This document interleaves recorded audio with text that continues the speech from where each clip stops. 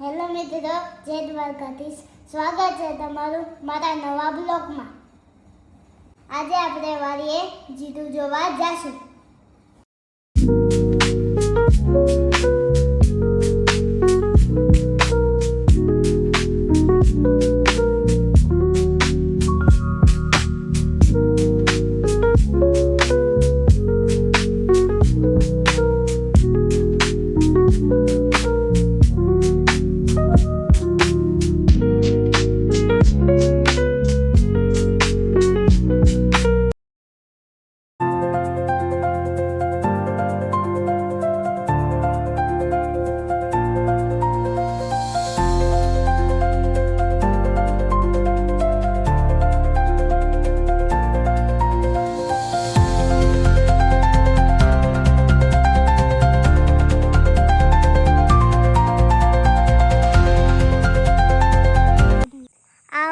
એટલું પાણી આવ્યું હતું, અમારા ખેતરમાં પારો તપીને વયું ગયું હતું અને વા ફૂલ તપીને આમ મધરા વયું ગયું હતું પાણી.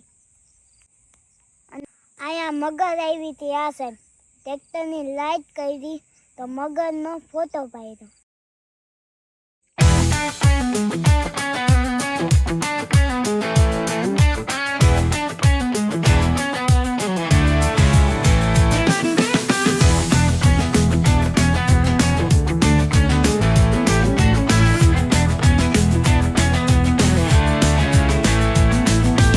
આ વાડીએ 5 વીઘાનું જીરું છે, તો હું તમને બતાવું.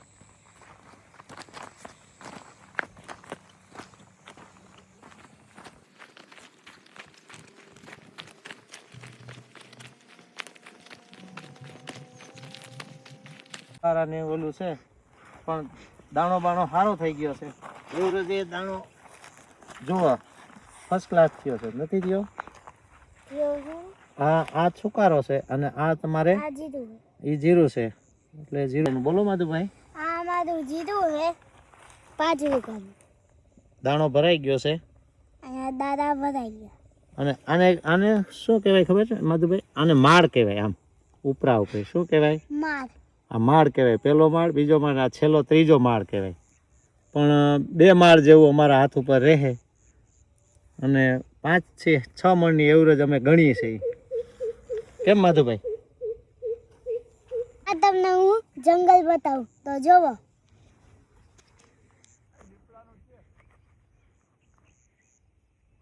તો અહીંયા દીપડા દે હે ઓલી સાઈડ. મોરે બોલે છે.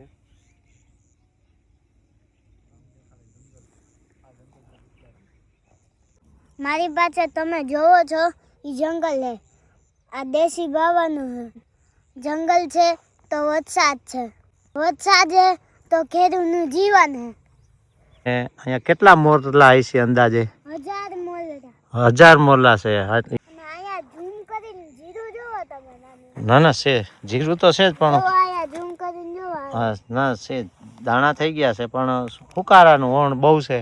એટલે પિંક કલરના ફૂલ કોને આવે? એમાં પિંક કલર જ આવે ને ભાઈ. જીરુમાં પિંક કલર ના જ આવે. હા માધુભાઈ, અહીંયા દીપડા બીપડા ને શું ક્યાં જંગલમાં? ભલે અહીંયા દીપડા હોય, ભલે એટેક કરતા હોય, તો દીપડા અમારા રક્ષક છે. એવું છે? હા. એક ભૂંડા પીગ નહીં ન રાખવા દે પગ. હા હા. રોજડા નહીં ન રાખવા દે પગ. હા હા.